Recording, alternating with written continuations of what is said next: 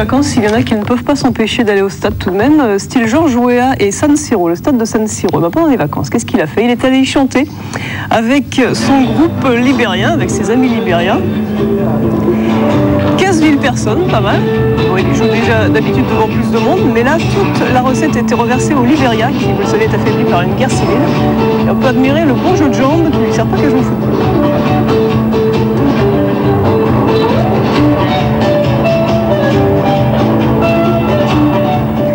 Il y a eu aussi du beach soccer pour la première fois en France. Alors Aimé, vous connaissez le beach soccer?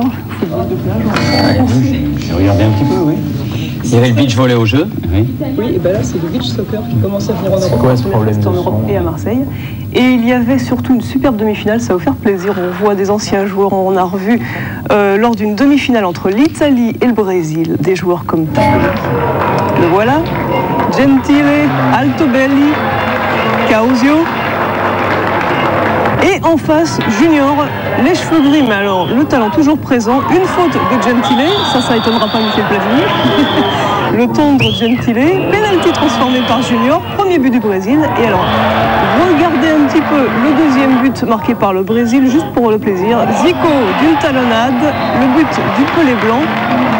Sur cette jolie petite talonnade, but direct. Encore pas mal Zico, hein? Cours du ballon. Il a été ministre. Oui. En Angleterre, la rentrée, ça y est, c'est fait. Shearer, vous le savez, la vedette anglaise, a signé à Newcastle. Et alors lui, lors de ses déplacements, il ne s'amuse pas beaucoup parce qu'il est obligé de voyager seul. Alors que ses coéquipiers prennent un autre avion, c'est un cas assez rarissime, même en championnat, il continue à voyager seul parce que le club, les assurances du club ne peuvent pas assurer tout le monde dans le même avion. Sous-entendu, s'il y a un risque, on ne paye pas pour tout le monde. Pas très drôle pour Alan Shearer.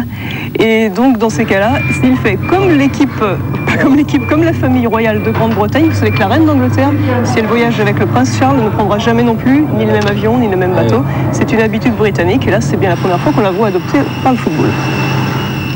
Grosse tuile pour Cyprien, là on arrive dans la rubrique malheur. Cyprien, lui, vous le savez, joue en Suisse, il joue à Neufchâtel Xamax et lors d'un match de championnat face à l'équipe de Saint-Gall, il a eu un gros problème sur ce corner. Pourtant c'est lui la victime. Il vient de se faire prendre, vous allez le voir grâce à notre loupe, un joli uppercut.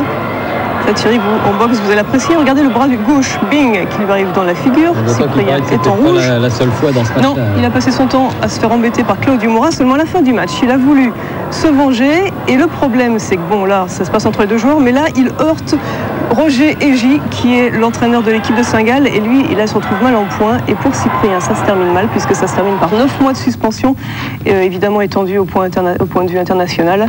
Ça fait long, et puis c'est pas de chance, parce que c'est vrai qu'au départ, c'est lui qui était la victime. On continue avec quelqu'un d'autre qui a des malheurs un peu moins graves, un gardien de but. Ça se passe lors du match Vojvodina Partizan de Belgrade en Yougoslavie, 3e journée de championnat. Le gardien de Partizan de Belgrade va dégager. C'est sûr, il va dégager.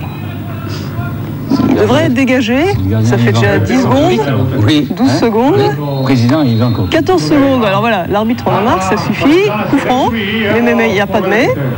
Et c'est dommage parce que Partizan est en train de mener 1-0. Et là, qu'est-ce qui se passe? Comme on râle, on met du temps à se remettre dans ses buts et boum, égalisation, 1 partout.